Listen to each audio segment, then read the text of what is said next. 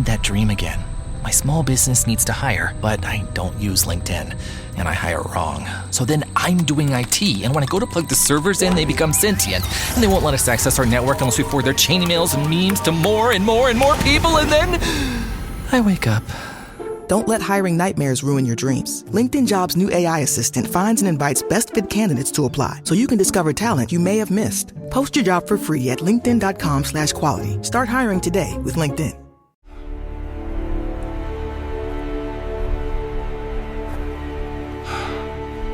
Un grupo de hombres está en medio de un desierto abrasador.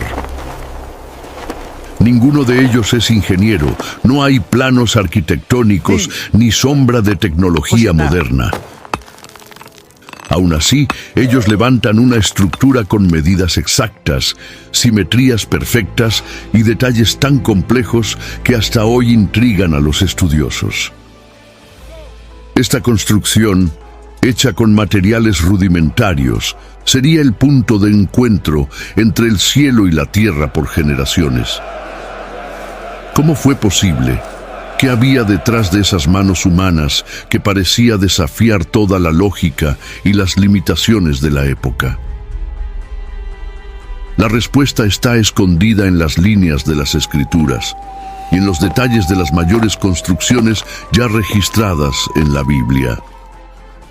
Antes de que estas piedras fueran apiladas en el desierto y que altares brotaran en medio de la nada, ya había un plan viniendo del cielo.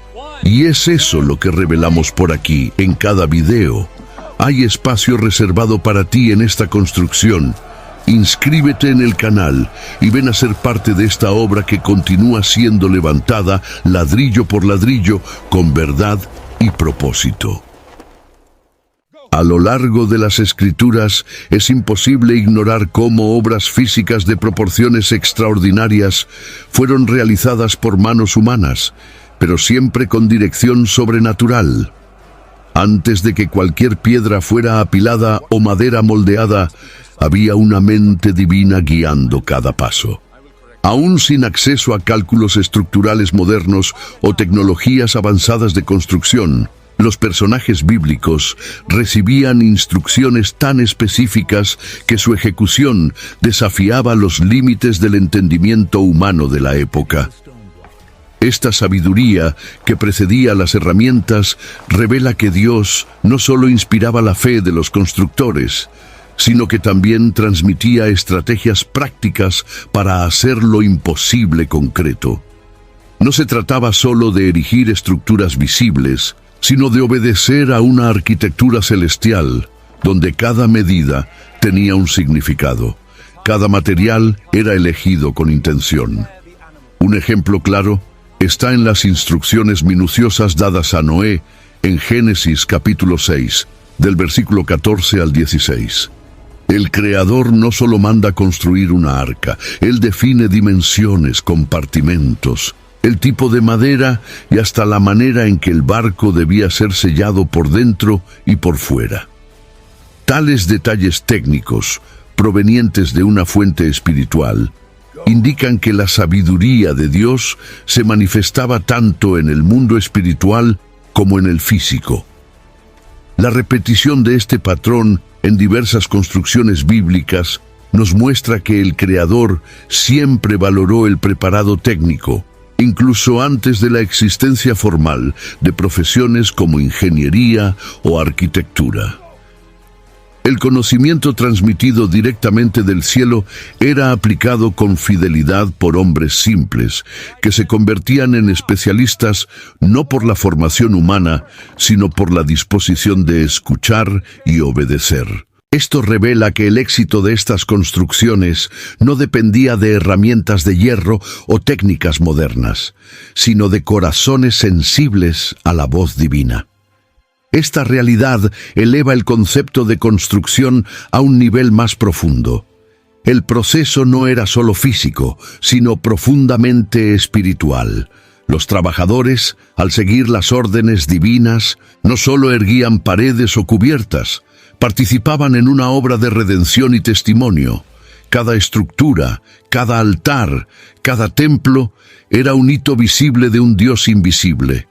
Las construcciones se convertían en mensajes vivos, predicando la presencia, la santidad y el propósito del Señor en medio de su pueblo. Al reflexionar sobre esto, nos damos cuenta de que la ausencia de tecnología no era una limitación, sino una oportunidad de demostrar dependencia. Cuando no se tienen grúas, programas informáticos o concreto armado, todo se reduce a la fe, la obediencia y la precisión que viene de lo alto.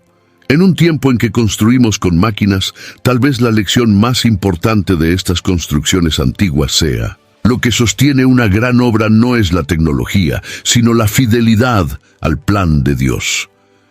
El arca de Noé, registrada en Génesis capítulo 6, fue mucho más que un gran barco. Fue una respuesta de obediencia a la revelación divina en medio de la inminente destrucción. Imagina a un hombre rodeado por una generación corrompida, encargado de construir una embarcación colosal en tierra firme, sin mar cerca, sin herramientas industriales, sin experiencia naval previa. La misión, a ojos humanos, era insensata. Aún así, él la cumplió con perfección. Esto nos invita a ver la construcción del arca no como un hecho aislado de supervivencia, sino como una expresión de la confianza inquebrantable de Noé en el mando del Eterno. El texto bíblico especifica medidas sorprendentemente precisas: 300 codos de longitud, 50 de ancho y 30 de alto. Convirtiendo a los estándares actuales, estamos hablando de aproximadamente 135 metros de longitud, prácticamente el tamaño de un barco moderno de carga. Esta dimensión fue calculada sin reglas de acero, sin programas de modelado, solo con fe y fidelidad a las instrucciones recibidas. El uso de la madera de ciprés, mencionada en el relato, era estratégico, resistente, duradera y abundante, demostrando que cada elección tenía una intención práctica y espiritual. Otro aspecto fascinante es el sistema de compartimentos internos. El arca no fue hecha como una caja hueca. Había pisos, divisiones e incluso una ventana en la parte superior, mostrando una comprensión funcional de ventilación, estructura y separación de especies. La construcción llevó décadas, y aún en este largo proceso, Noé perseveró, demostrando un tipo de obediencia que no se desgasta con el tiempo. Mientras el mundo a su alrededor se burlaba, él continuaba, martillando madera y sembrando fe, clavo tras clavo. Las implicaciones espirituales del arca son vastas. Mientras Noé construía una estructura física, Dios edificaba un mensaje eterno. Hay salvación para los que confían. El arca se convirtió en un símbolo de redención, protección y nueva creación. Aún sin grúas, sierras eléctricas o cálculos estructurales modernos, esta construcción permaneció firme y cumplió su propósito: preservar la vida en medio del juicio. Hoy, al mirar las realizaciones de la ingeniería moderna, es casi imposible no impresionarnos con puentes colosales y rascacielos. Pero el arca de Noé sigue siendo un recordatorio poderoso de que no es la tecnología lo que define la grandeza de una obra, sino la origen del plan y la fidelidad de quien lo ejecuta. Y esto es algo que el mundo moderno aún necesita reaprender. Génesis capítulo 11 narra la tentativa de la humanidad de construir una torre cuyo topo alcanzase los cielos. La Torre de Babel no fue solo una obra arquitectónica audaz, fue la expresión de un corazón colectivo que deseaba autosuficiencia, dominio e independencia del Creador. Era una generación unificada en lenguaje y propósito, pero con una motivación que no glorificaba a Dios, sino a sí misma. Aquí, la construcción se convierte en símbolo de orgullo humano, donde la técnica no era el problema, sino la intención detrás de ella. El uso de ladrillos quemados en hornos y betún como mortero muestra un nivel avanzado de conocimiento técnico para la época. Esa elección de materiales indica que había innovación y planificación, un intento de superar los límites naturales mediante la ingeniería. Pero detrás de las técnicas había un espíritu de arrogancia. «Hagamos un nombre para nosotros mismos», dijeron. Esa frase revela todo. El proyecto era más político e ideológico que espiritual, y ese error fue fatal. La respuesta de Dios fue contundente y estratégica. Él no destruyó la torre con fuego o terremoto, sino que confundió el lenguaje del pueblo. Esto revela un principio fundamental. La comunicación es la base de cualquier gran construcción. Sin entendimiento, incluso el mejor proyecto se desmorona. La intervención divina no fue solo un acto de juicio, sino también de misericordia. Dios impidió que la humanidad se autodestruyera en su vanidad precoz, al impedir que prosiguieran en algo que parecía grandioso a los ojos humanos, pero que era profundamente tóxico al alma. Every sip of Coca-Cola brings you closer to the excitement of the FIFA World Cup 26.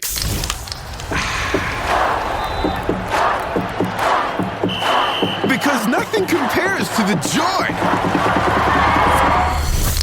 So grab a Coke and drink in the FIFA World Cup 26. No purchase necessary. 13 plus in 50 U.S. states and D.C. with a web-enabled device. Ends March 1st with 8 entry periods. Rules at cokeurl.com/soccerrules.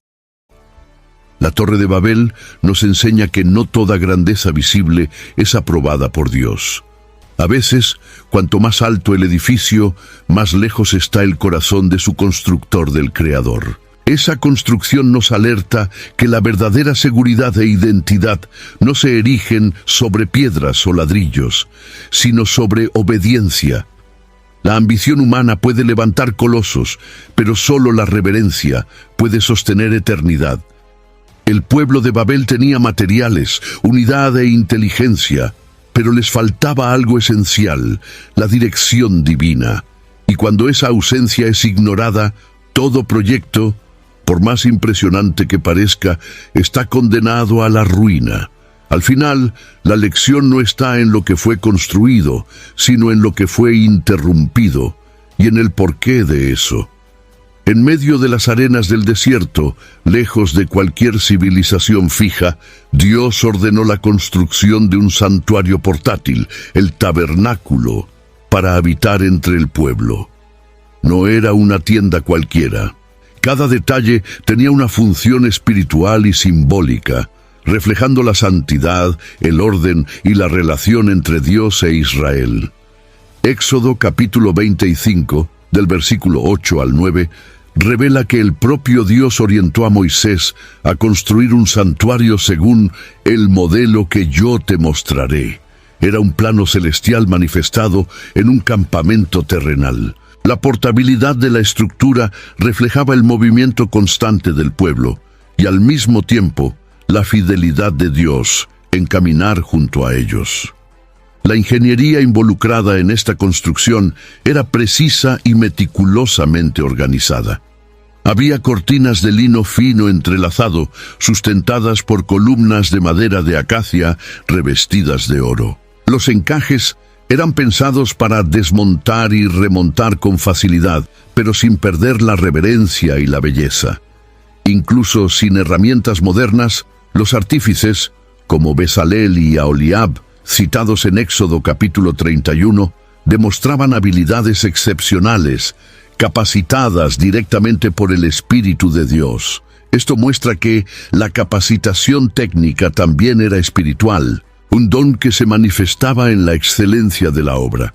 El tabernáculo estaba dividido en áreas específicas: el atrio, el lugar santo y el santo de los santos. Esa disposición no solo organizaba el espacio, sino que enseñaba sobre los niveles de aproximación con Dios. En el centro de todo, el arca de la alianza, rodeada por el propiciatorio y los querubines, representaba el trono del Eterno en la tierra. Esta arquitectura funcional era, al mismo tiempo, un reflejo de la realidad celestial. Cada color, tejido, metal y mueble revelaba algo sobre el carácter de Dios, sobre la adoración y sobre la redención. A pesar de ser desmontable, el tabernáculo cargaba consigo una solidez espiritual inquebrantable. Su presencia en el campamento no era solo decorativa o simbólica, sino vital. Era allí donde los sacerdotes ministraban, donde el pueblo ofrecía sacrificios, donde la nube de la gloria reposaba. Cuando la nube se movía, el pueblo se movía con ella. Esto nos enseña que más importante que dónde se construye es con quién se camina.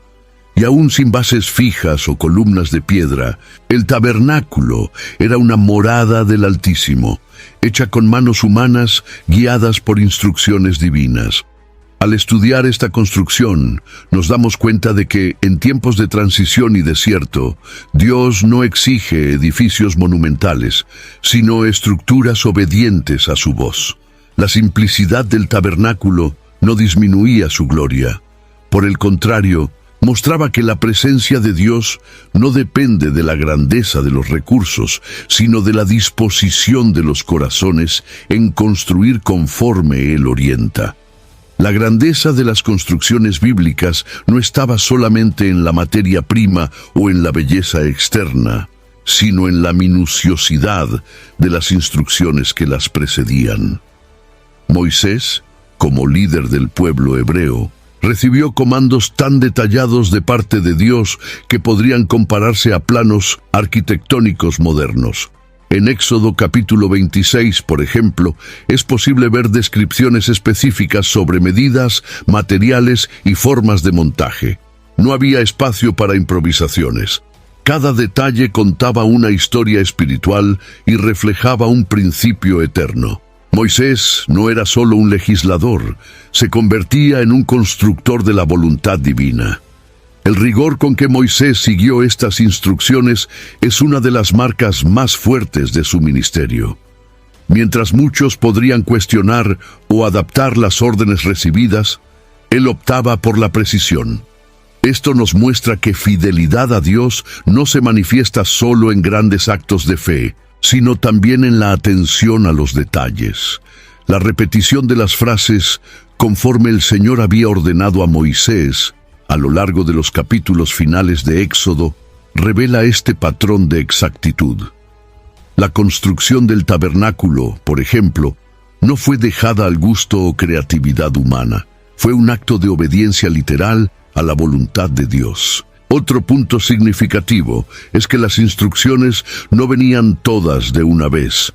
Eran progresivas, reveladas conforme el pueblo caminaba. Esto exigía no solo memoria, sino también paciencia, organización y dependencia continua. Moisés necesitaba ser más que un visionario, necesitaba ser disciplinado, constante y sensible a la voz divina. En una era sin papel, sin herramientas de medición exactas o software de planificación, la fidelidad a la instrucción era lo que mantenía la estructura firme. Es notable también cómo Moisés delegaba tareas a los hombres adecuados, como Bezalel y Aholiab, sin perder el control de la visión mayor. No centralizaba todo, pero tampoco se alejaba de la responsabilidad. Esto muestra un liderazgo que sabe equilibrar comando y confianza, algo vital en cualquier gran proyecto. La construcción, en este caso, se convertía en colectiva, pero jamás perdía la dirección original, pues la referencia permanecía clara e innegociable. La orden de Dios. En un mundo moderno repleto de soluciones rápidas y adaptaciones creativas, la postura de Moisés nos confronta. Aún hoy, los proyectos que realmente agradan a Dios no son necesariamente los más innovadores, sino los más fieles. La obediencia a los detalles, incluso cuando parecen pequeños, puede ser lo que sostiene una obra eterna, y esto comienza cuando decidimos no construir según nuestras ideas, sino según el modelo que viene de lo alto. Cuando David expresó el deseo de construir una casa para el Señor, Dios le respondió que ese privilegio sería concedido a su hijo. Así nació el proyecto del Templo de Salomón, una de las construcciones más impresionantes de la historia bíblica. Primera Reyes capítulo 6 describe con exactitud no solo sus dimensiones, sino también los materiales nobles utilizados: cedro del Líbano, oro puro, piedras labradas con precisión y detalles esculpidos con esmero. Era una obra que unía belleza, poder y reverencia. Pero más que un monumento de piedra, el templo era el lugar donde el cielo tocaba la tierra. La sabiduría de Salomón, concedida por Dios conforme a Primera Reyes capítulo 3, del versículo 9 al 12, fue esencial para coordinar un proyecto tan grandioso. Organizó miles de trabajadores en turnos, coordinó alianzas comerciales para adquisición de materiales raros y supervisó cada fase de la construcción. No había grúas, concreto armado o cálculos computarizados, pero había orden, precisión y planificación estratégica. El templo llevó 7 años para ser finalizado, un tiempo que refleja no solo la complejidad del proyecto, sino el celo con que fue ejecutado. Cada centímetro del templo poseía propósito: el Santo de los Santos, el altar, los querubines esculpidos, los candelabros, las cortinas bordadas. Todo era hecho con esmero y reverencia. Los metales preciosos utilizados no tenían solo valor estético, sino simbólico. Oro para reflejar la gloria de Dios, bronce para representar juicio y sacrificio. Nada era colocado al azar. El templo era un mensaje silencioso, predicando santidad, orden y majestad. Su belleza no era vanidad, sino adoración visible. Pero la mayor gloria del templo no estaba en sus piedras u ornamentos, sino en la nube que descendió cuando él fue dedicado.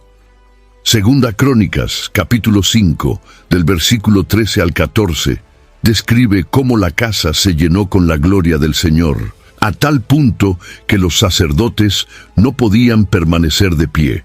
Esto confirma que Dios no habita en templos hechos por manos humanas, a menos que esos templos sean consagrados a su presencia.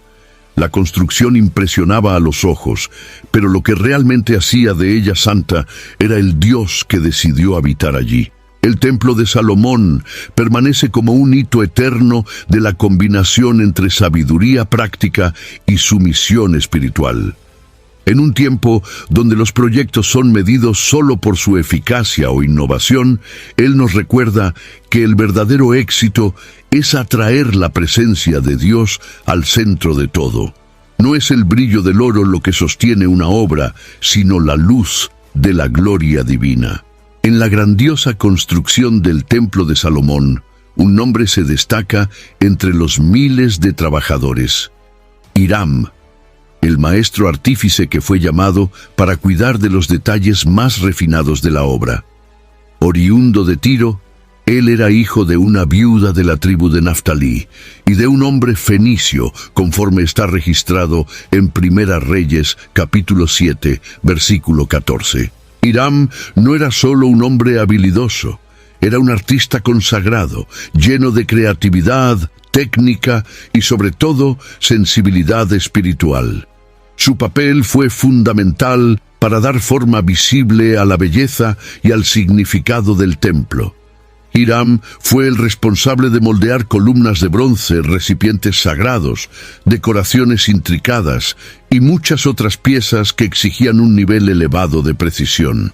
Sus manos trabajaban metales como si fueran barro, transformando el bronce en arte viva. Las dos columnas más emblemáticas que él moldeó, llamadas Jaquín y Boaz, no eran solo estructuras decorativas. Cada una llevaba un profundo significado espiritual. Jaquín representaba Dios establece y Boaz, en él está la fuerza. Nada era hecho solo por estética. Cada curva, cada ornamento comunicaba una verdad eterna. Aun siendo un extranjero, Hiram fue ungido con sabiduría, inteligencia y conocimiento. Su actuación muestra que para Dios, el talento genuino, cuando se entrega al servicio del propósito divino, trasciende nacionalidades y linajes.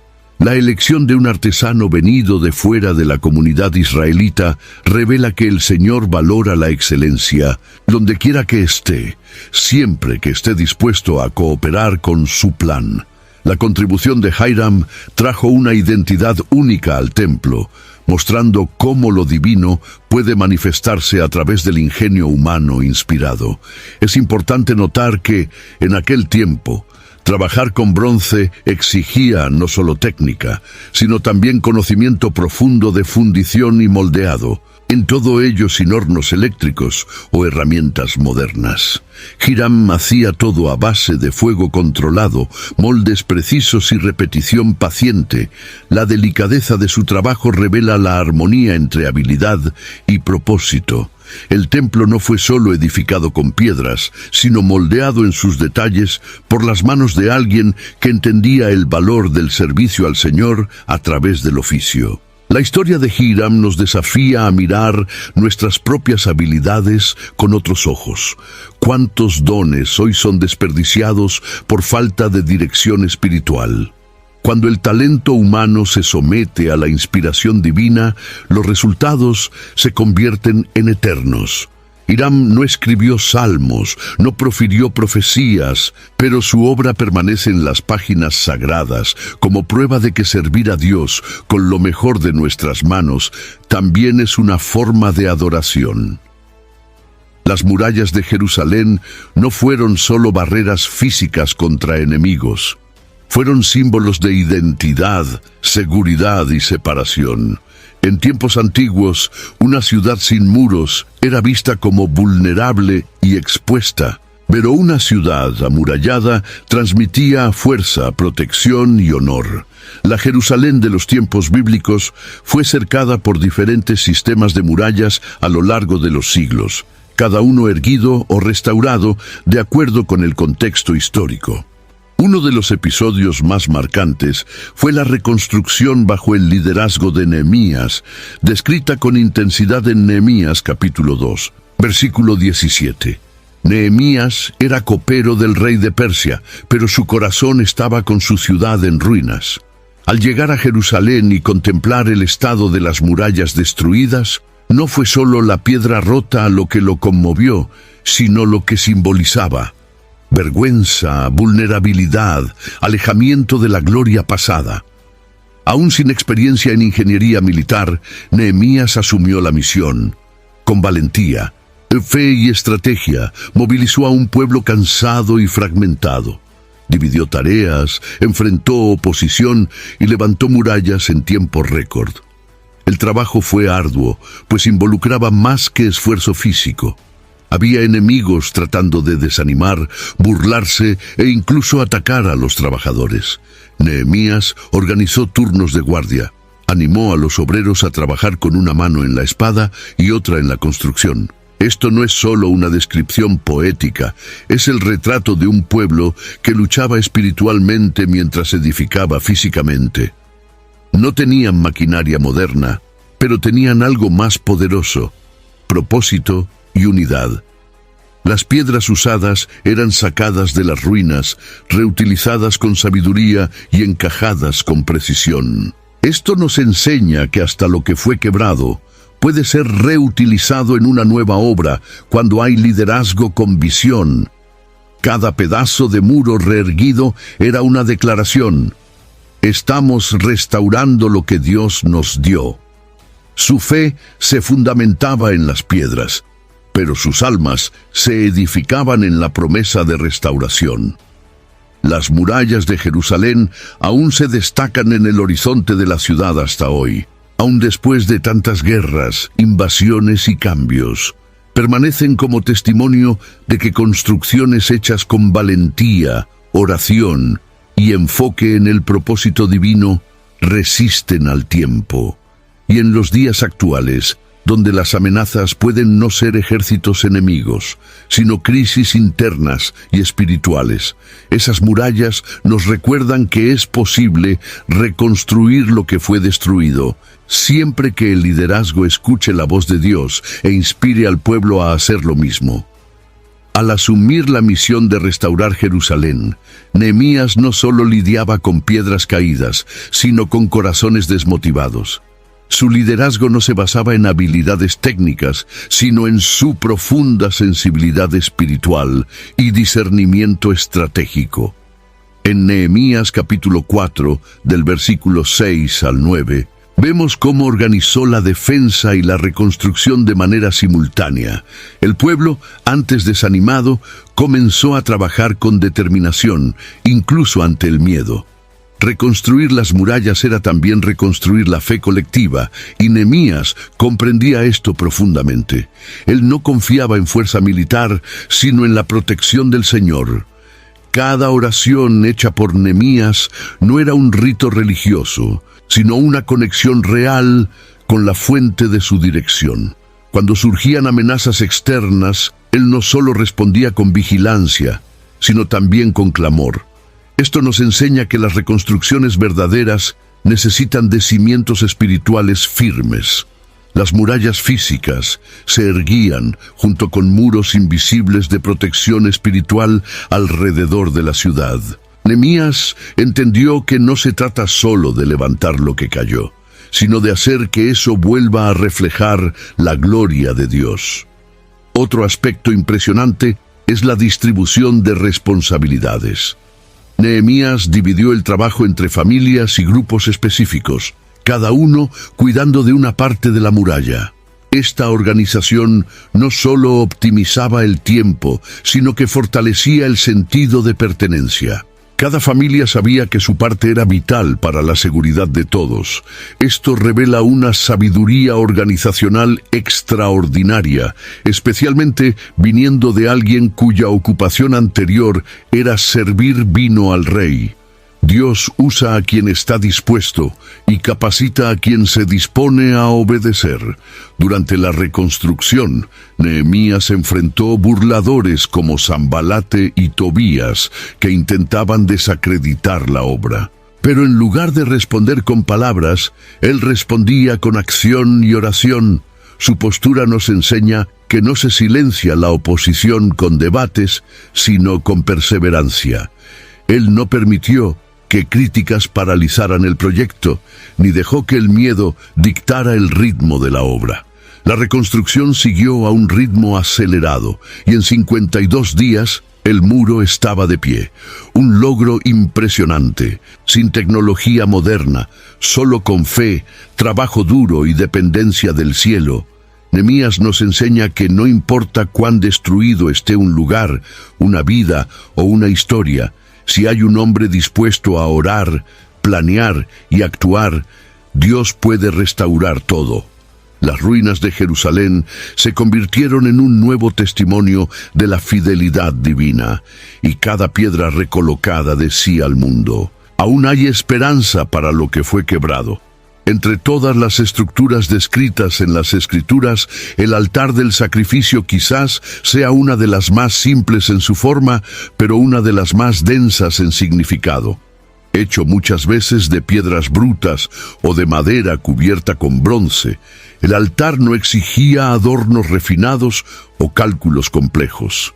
Aún así, era allí donde la redención, el arrepentimiento y la comunión con Dios se materializaban. En Éxodo capítulo 20, versículo 24, Dios orienta a Moisés a construir un altar de tierra o de piedras no labradas, reforzando que el valor espiritual no está en la sofisticación, sino en la obediencia y en la santidad del propósito. Los altares eran construidos en lugares estratégicos, y a menudo marcaban encuentros transformadores con Dios.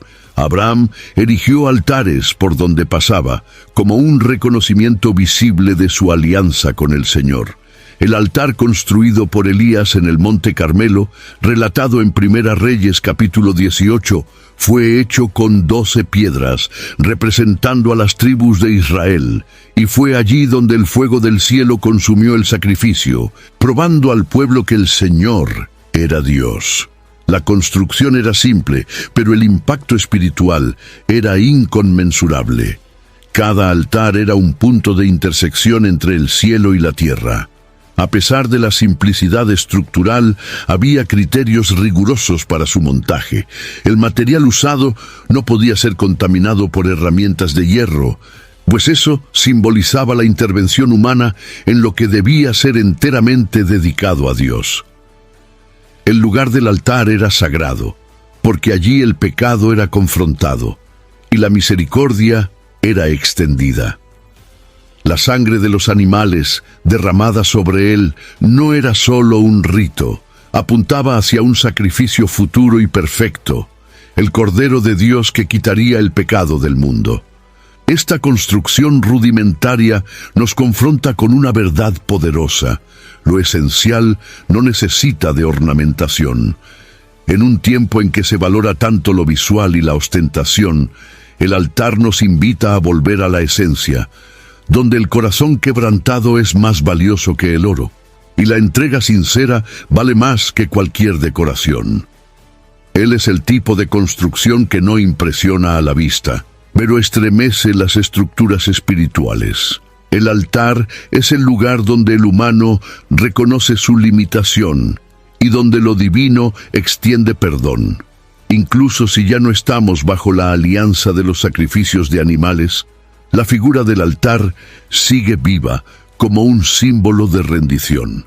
Cada vez que alguien se inclina ante Dios en arrepentimiento genuino, un nuevo altar se levanta en el corazón. Esto nos enseña que incluso sin tecnología, sin templos, sin estructuras grandiosas, es posible construir un altar. Porque donde hay entrega verdadera, allí Dios se manifiesta con poder.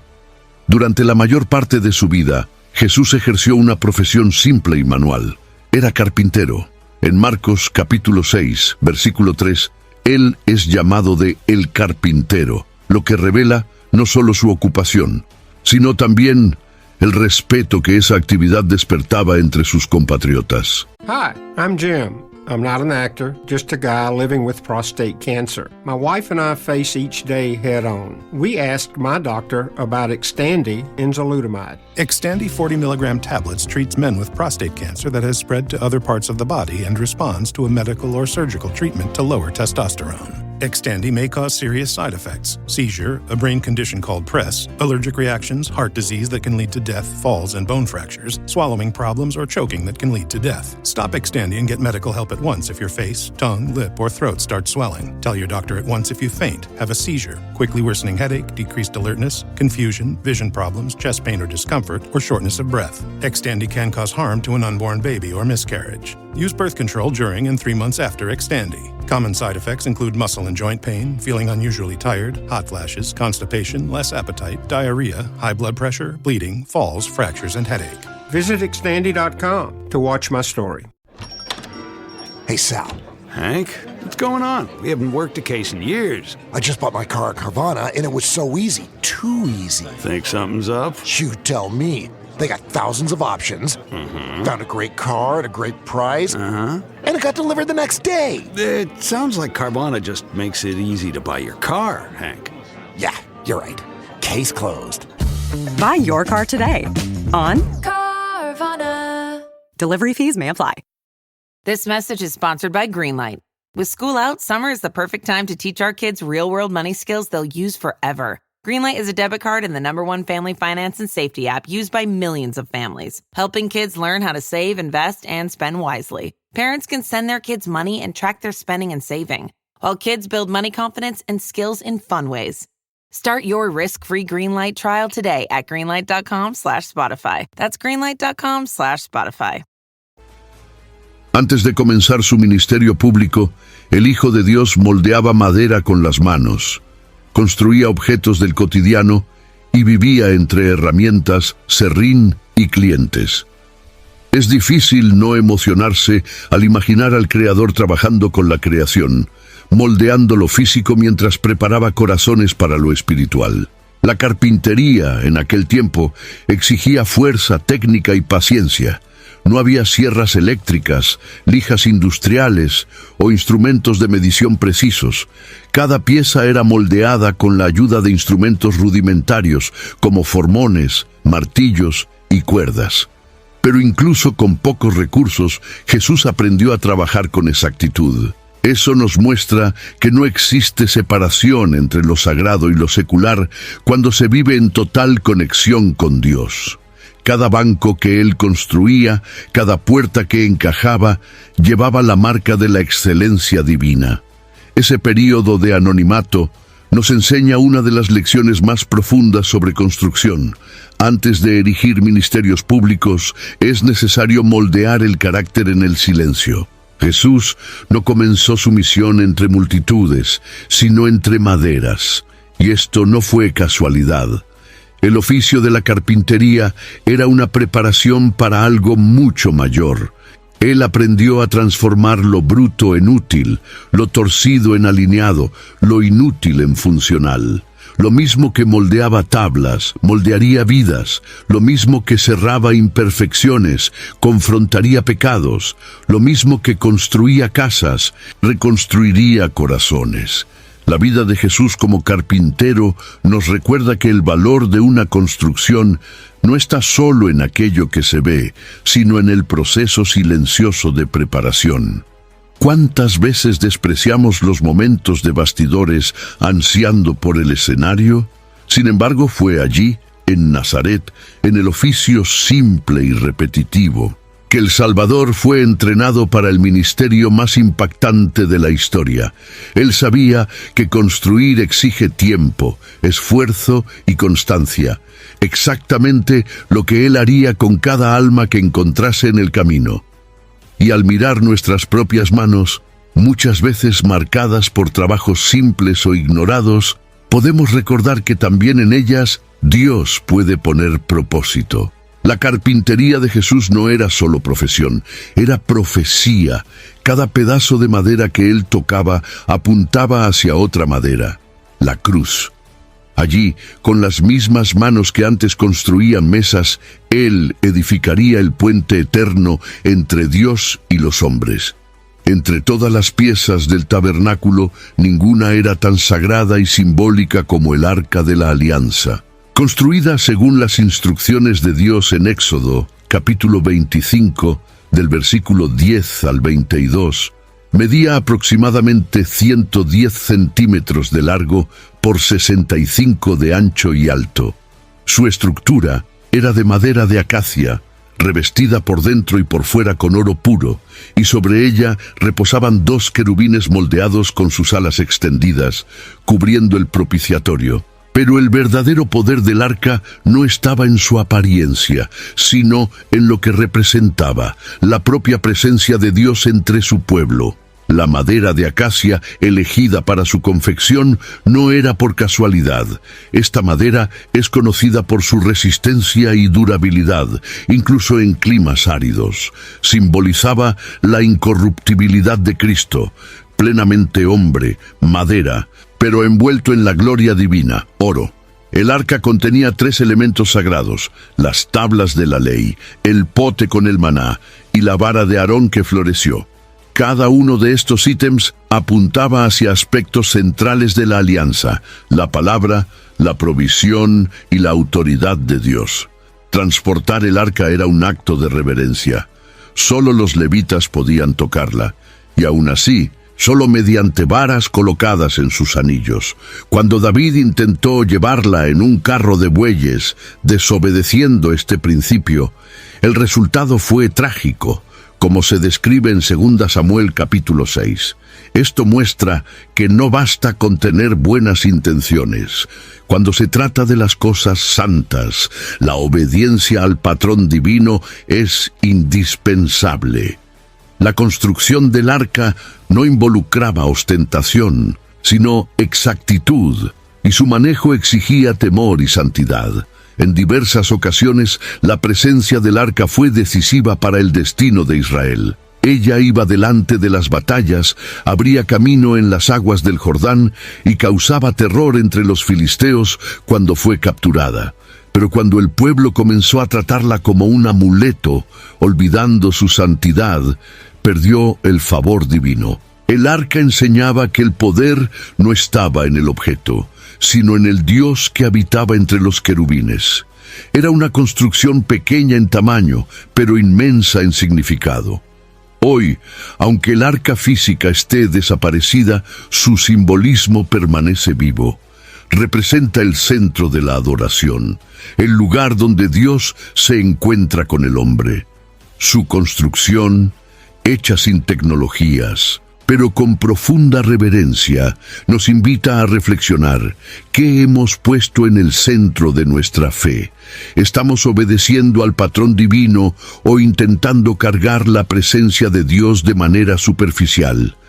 El arca nos recuerda que santidad y gloria caminan juntas, y que la verdadera grandeza de una construcción está en cuanto ella refleja la presencia del Altísimo. Entre las visiones más complejas y enigmáticas de las Escrituras está la revelación dada al profeta Ezequiel sobre un templo futuro. En el capítulo 40 de su libro, Ezequiel es llevado en espíritu a una alta montaña, donde un hombre con apariencia de bronce lo guía por una estructura detallada, midiendo con un cañizo cada puerta, patio, cámara y altar. La precisión de las dimensiones descritas es impresionante, sugiriendo que, aunque fuera una visión espiritual, tenía implicaciones muy prácticas. Ese templo no era como el de Salomón, ni como el de Zorobabel, sino un modelo celestial aguardando su cumplimiento pleno. El templo de Ezequiel está rodeado por simbolismos profundos. No representa solo un lugar físico, sino un nuevo tiempo, donde Dios habita con su pueblo en plenitud y santidad. El agua que fluye debajo de la puerta del templo, descrita en Ezequiel capítulo 47, no es solo un elemento arquitectónico, es una profecía de restauración, sanación y vida. Al atravesar esta visión, somos llevados a comprender que la arquitectura de Dios va mucho más allá de la estética. Comunica redención, orden, propósito y gloria futura. El hecho de que Ezequiel reciba mediciones exactas, incluso estando en un éxtasis profético, nos revela algo esencial. Dios es detallista en todo lo que construye, incluso en la dimensión espiritual. Nada se deja al azar. Cada muro, cada escalón y cada cámara tienen razón de ser. Este mensaje es poderoso, especialmente para los días de hoy, cuando muchos tratan lo sagrado con ligereza e improviso.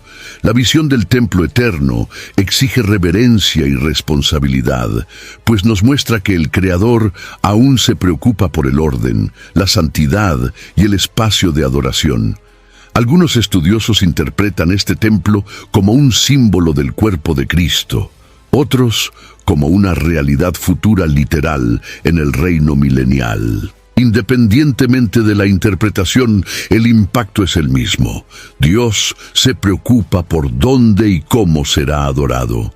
Revela detalles para que sus siervos tengan un norte, una referencia de excelencia. La arquitectura profética de Ezequiel es, en sí, una invitación a reflexionar sobre las estructuras que estamos edificando, sean físicas, espirituales o morales. Esta visión final del templo nos invita a construir hoy con la mirada puesta en lo eterno.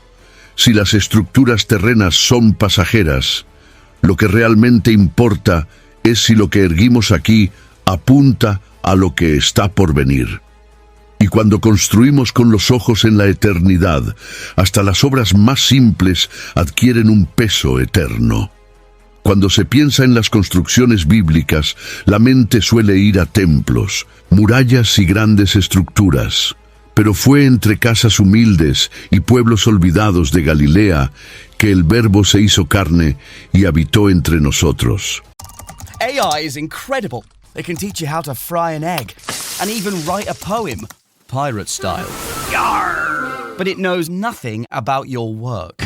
Slackbot is different. It doesn't just know the facts, it knows your schedule. It can turn a brainstorm into a brief, and it doesn't need to be taught.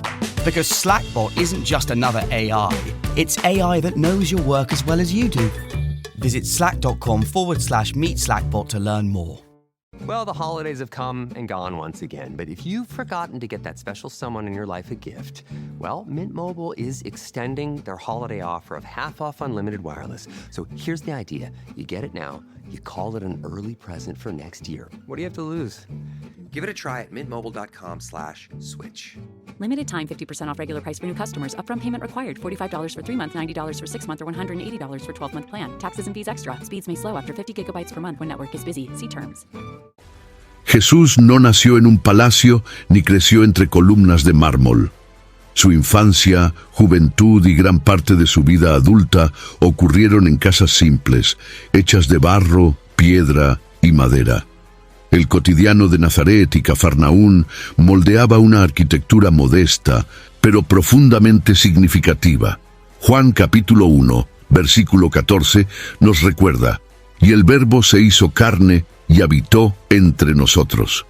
La morada de Dios no fue una estructura imponente, sino una casa común. Estas casas, en su mayoría, poseían 1 o 2 cuartos, con techos planos donde las familias dormían en las noches calurosas o secaban alimentos. El suelo era de tierra batida, las paredes hechas con piedras justapuestas y barro, y el horno, muchas veces, quedaba en el lado externo. Aún con tal simplicidad, estas casas eran centros de vida familiar, comunión y fe.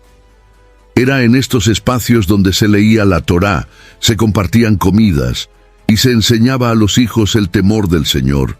En casas como estas, el Maestro realizó milagros, sanó enfermos y enseñó a las multitudes. Las construcciones de los pueblos no tenían valor arquitectónico para los estándares modernos, pero albergaban el mayor de los tesoros, la presencia de Jesús. Él eligió estas estructuras humildes para transformar vidas e iniciar el reino de Dios. El milagro de la sanación de la suegra de Pedro ocurrió en una de estas casas, como se registra en Marcos capítulo 1, versículo 31. El paralítico fue sanado en un ambiente tan apretado que necesitaron abrir el techo para descenderlo hasta Jesús. Esto nos enseña que no es el tamaño del espacio lo que define su valor, sino quién está presente en él. Estas construcciones humildes cargan lecciones valiosas. Nos recuerdan que Dios no busca palacios, sino corazones dispuestos, que Él no se impresiona con fachadas lujosas, sino que se agrada de la simplicidad con propósito. Galilea, con sus villas, casi anónimas, fue el escenario donde la eternidad tocó el tiempo, donde milagros estallaron en paredes simples y donde el cielo encontró abrigo en la tierra. En un mundo obsesionado con la grandeza exterior, las casas de Galilea nos llaman de vuelta a lo esencial. Nos desafían a abrir nuestros hogares, nuestras rutinas y nuestras estructuras para que Cristo habite, porque donde Él entra, hasta la casa más sencilla se convierte en templo. Al contemplar todas esas construcciones, desde la grandiosidad del templo hasta la modestia de los hogares galileos, emerge una lección central. La verdadera fuerza de una obra no está en los recursos disponibles, sino en la dependencia del constructor en relación con Dios. Cuando Noé erigió el arca, él confiaba más en las instrucciones divinas que en su propia lógica. Cuando Nehemías reergulló los muros, él se apoyó más en la oración que en herramientas. Y cuando Jesús vivió en Nazaret, mostró que la gloria puede habitar en estructuras hechas por manos humanas, siempre que esas manos estén alineadas al propósito eterno. Esas construcciones, hechas sin tecnología moderna, desafían nuestra mentalidad actual. Vivimos en una era donde la eficiencia y la innovación son exaltadas, pero la Biblia nos recuerda que la obediencia y la fe son los verdaderos cimientos. No importa si se trata de una embarcación colosal o un altar de piedras. Si la estructura nace del corazón de Dios y encuentra respuesta en un corazón obediente, tendrá éxito. Esto se revela claramente en Hebreos capítulo 11, donde hombres y mujeres son elogiados no por sus habilidades técnicas, sino por su fe. También aprendemos que cada construcción bíblica tenía un propósito que trascendía lo material.